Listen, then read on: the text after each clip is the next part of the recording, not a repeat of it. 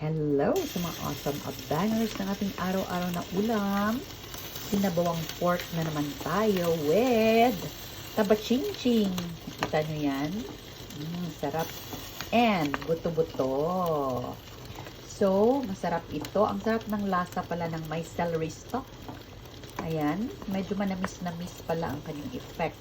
So, meron din tayong nilagay na carrots, patatas, at ang ating mga sliced celeries and the beans. So, punta na tayo sa ating final ingredient na cabbage. Ayan. So, kailangan malambot na ang inyong porky-porky kasi ito blanch na ito. Luto na siya, di ba? Pag kulo na. Yes.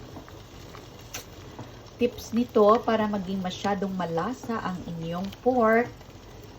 Sa amin sa Ilonggo, nakita ko na ng tatay ko na nagluluto para tasty at maganda ang kulay. Ginasiraban niya sa kalayo. But because wala naman tayong dirty kitchen dito, so ginawa ko, pinirito ko muna siya. So, 3 minutes for each side hanggang sa maging golden brown. Tingnan nyo ang kanyang kulay. So, malasa ang effect ng kanyang skin at meat. O, diba? So, ready na yan.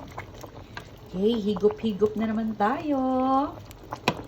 Happy eating and cooking, everybody. Peace, joy, and love. God bless us all.